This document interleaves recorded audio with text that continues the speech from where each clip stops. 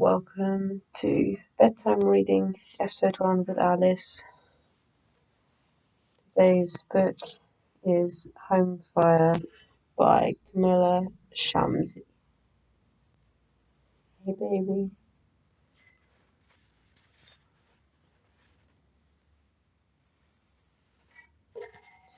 Figuring out where I am.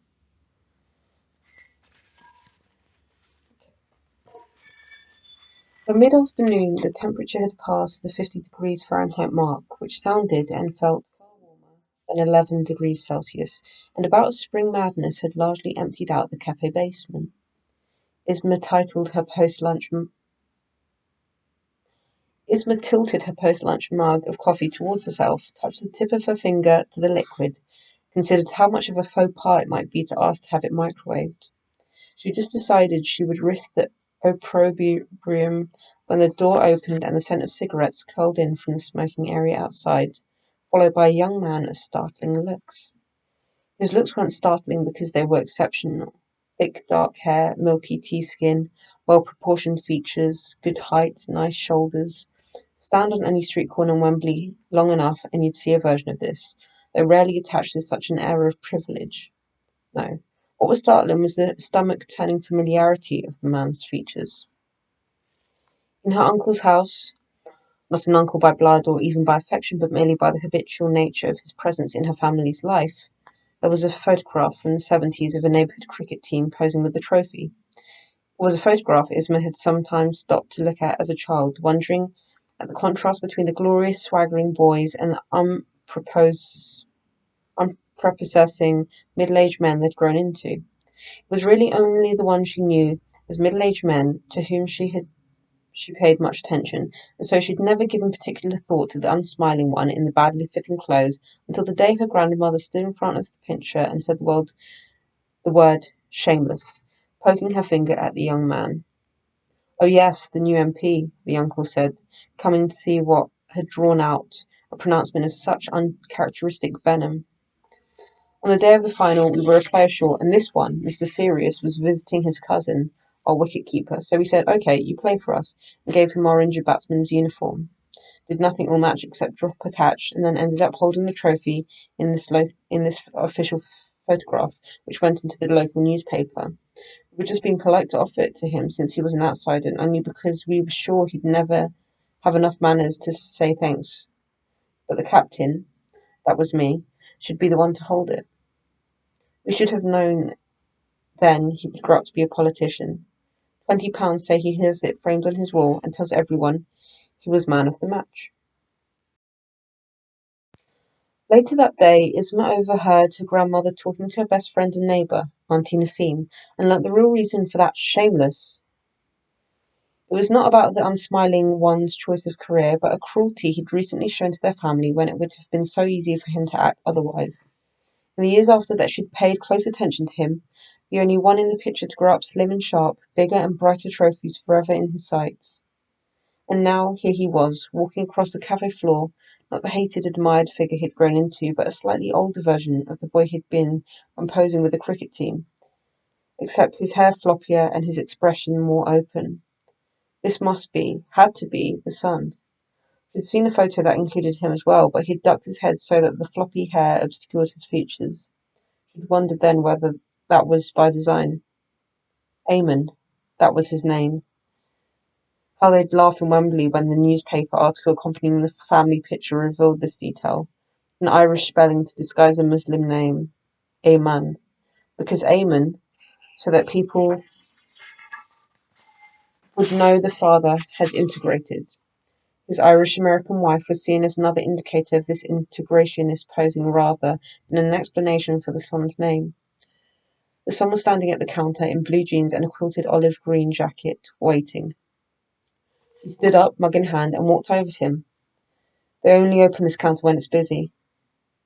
Thanks. Kind of you to say. Whereas his vows unashamedly posh, where she had expected the more class-obscuring London accent of his father. Upstairs, I'll show you. I mean, I'm sure you understand upstairs. I should have said I'm going there myself. Coffee's cold. Why so many words? He took the mug from her hand with unexpected familiarity.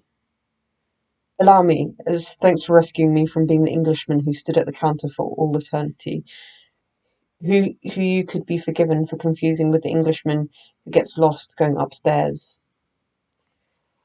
I just want it heated up. Right you are. He sniffed the contents of the mug, another overfamiliar gesture. Smells amazing. What is it? I wouldn't know an Ethiopian from a Colombian if... He stopped. That sentence doesn't know where to go from there. Probably just as well, it's the house brew.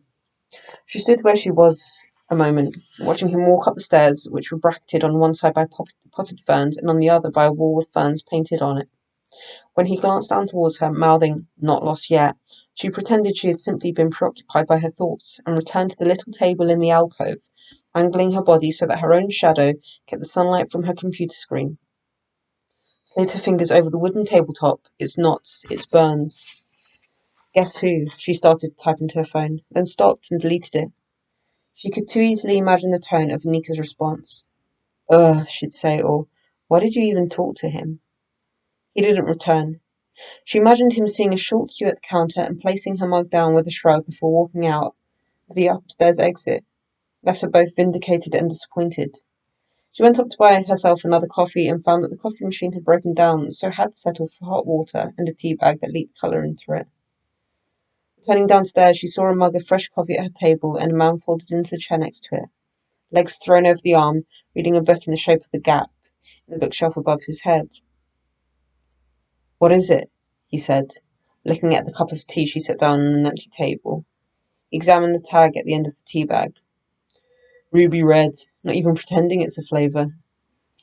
She held up the mug in thanks. The coffee wasn't as hot as it could be, but he must have had to carry it down the street. How much do I owe you? 5 minutes of conversation. That's what I spent standing in the queue. But after you finish with whatever you're doing, that could be a while. Good. Gives me time to catch up on essential reading about... He shut the book, looked at its cover. The Holy Book of Woman's Mysteries. Complete in one volume, feminist witchcraft, goddess rituals, spellcasting, and other womanly arts. One of the undergraduates looked up, glared. Isma slung the laptop into her backpack, downed her coffee. You can walk to the supermarket with me. During the short walk to the supermarket, she learnt that he'd quit his job with a management consultancy and was taking some time to live life beyond office walls, which included visiting his maternal grandparents in Amherst, a town he loved for its association with childhood summer holidays. While she tried to choose between one variety of unconvincing tomato and another for tonight's pasta sauce, Eamon wandered off and brought back a can of plum tomatoes, as well as leaves for the salad she had intended to make. Arugula, he said, rolling the R extravagantly, halfway between a Latin American dance and an ointment for verrucas. She couldn't tell if he was trying to impress her or if he was the kind of man in love with his own charm. When she'd finished placing the shopping in her backpack, he picked it up from the checkout counter and looped it over one shoulder, saying he liked the schoolboy feeling of it. Would she mind very much if he carried it for a while?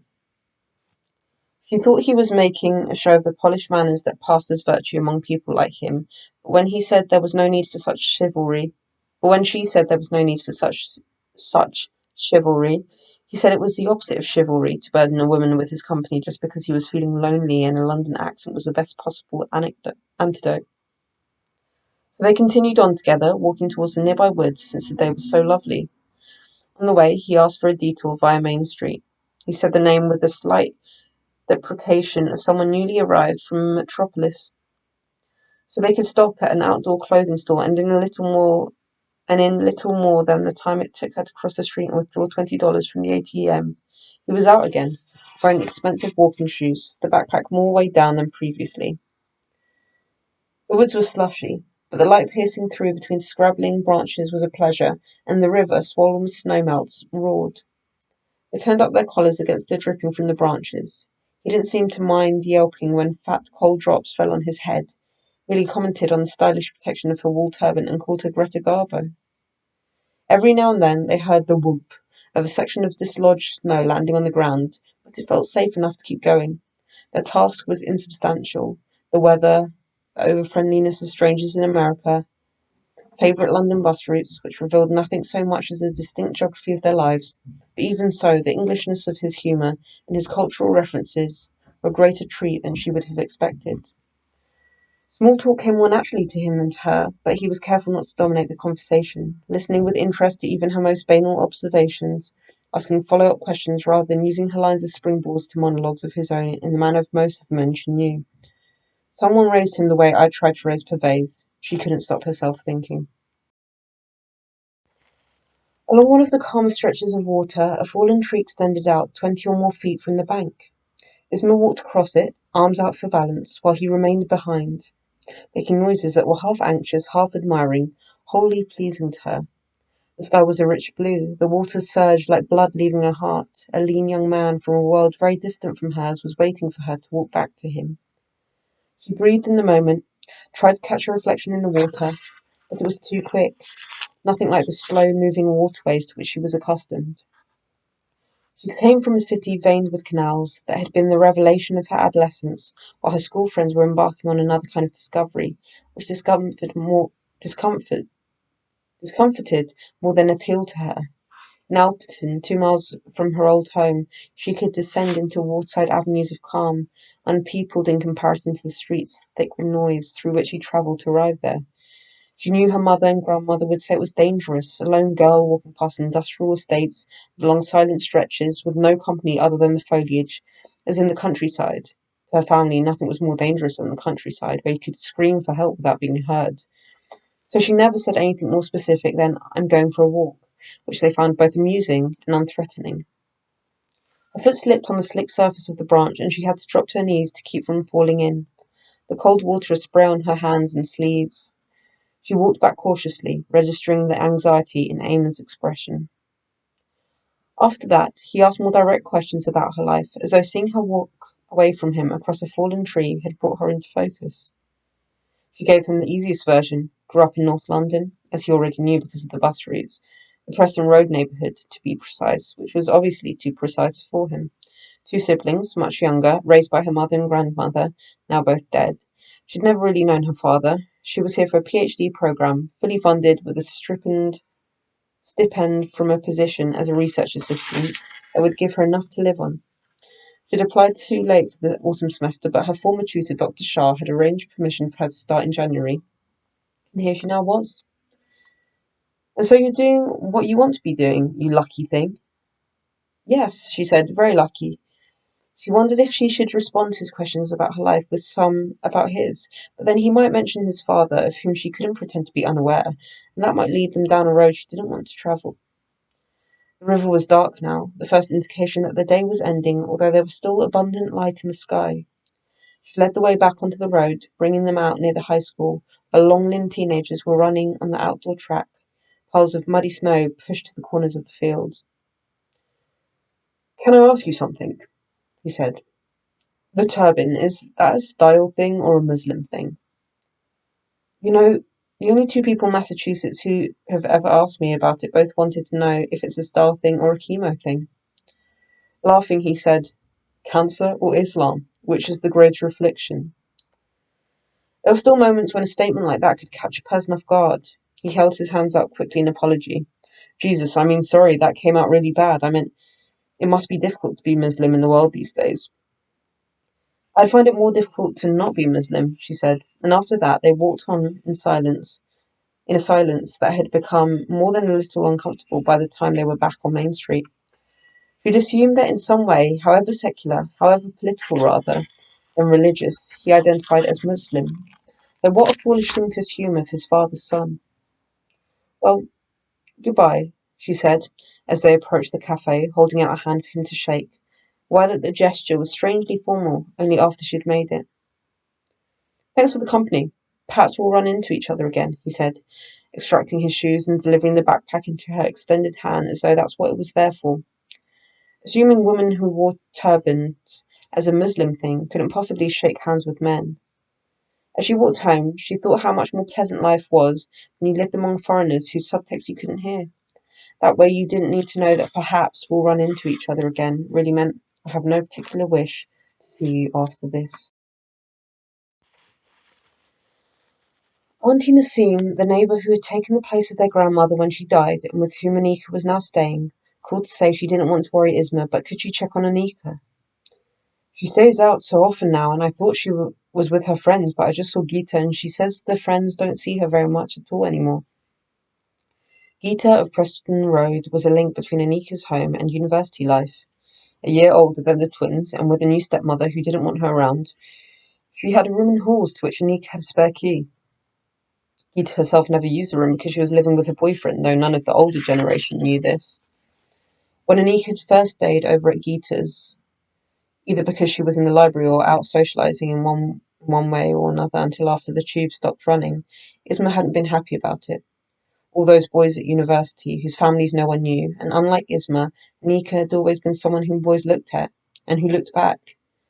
More than looked, though, Anika always guarded the part of her life from her sister who was perhaps too inclined to lecture. It was Pervez who had talked Isma into accepting it. If there was anything wrong, worrying going on with Anika, he'd know, and he would tell Isma if he needed backup in talking sense to his twin. But there was no need to start having nightmares about Anika out alone in the cold, impersonal heart of London. She'd always been good at finding people who would look out for her.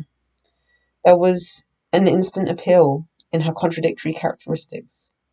Sharp-tongued and considerate, serious-minded and capable of unbridled goofiness, as open to absorbing other people's pain as she was incapable of acknowledging the damage of being abandoned and orphaned. I have UMP. That's enough. Where Pervez and Isma stayed at the margins of all groups so that no one would start to ask questions about their lives. Where is your father? Are the rumours about him true? Anika simply knew how to place herself in the middle of a gathering, delineate her boundaries, and fashion intimacies around the no-go areas. Even as a very young girl, she had known how to do this.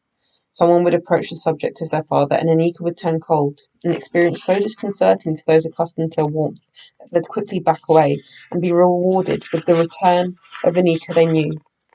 But now Pervez was a no-go area too, and not one that Anika could confine to a little corner of her life. After the conversation with Auntie Nasim, Isma called her sister repeatedly, but it was late at night London time before she replied. The lamp by her bedside cast a small pool of light, which illuminated the book resting on her chest. An Asterix comic, old childhood favourite, but left her face in darkness. The migrants have a new car, a BMW. A BMW in our driveway. What next? A pony, an Aga, an au pair.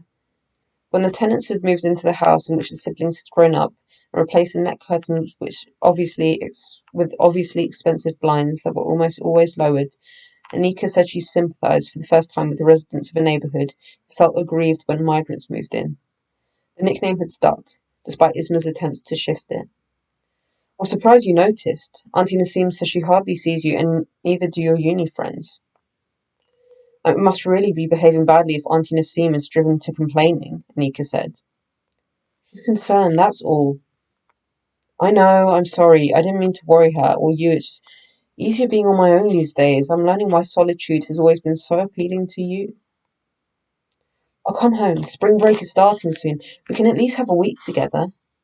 The thought of London was oppressive, but Isma kept that out of her voice. You know you can't afford it anyway, and anyway, you don't want to have to go through that airport interrogation again. What if they don't let you board this time? What if they give you a hard time when you return to Boston? Also, I've got papers due. That's the main reason why no one's seen me. I'm working. The law makes you work. Not like sociology where you get to watch TV and call it research. Since when do we lie to each other? Since I was 14 and said I was going to watch Pervez at cricket nets, but instead I went to meet Jimmy Singh at McDonald's. Jimmy Singh from Poundland, Jimmy Singh. Anika, did Pervez know? Of course he knew. He always knew everything I did. The night they discovered what Pervez had done, Anika had allowed Isma to brush out her long dark hair as their mother used to do when she had a daughter in need of comforting, and partway through Anika leant back into her sister and said, "Never explained why he didn't tell me about the Ibsen tickets."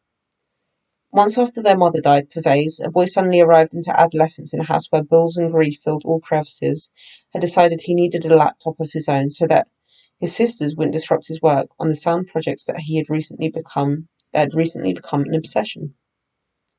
One night, He sneaked out of the house when everyone had gone to sleep, took the bus to central London, and queued from midnight until mid-morning outside a theatre in the West End for return tickets to the opening night of an Ibsen play, which an actor recently elevated via a superhero role to the Hollywood A-list was using to re-establish his credentials as a serious thespian.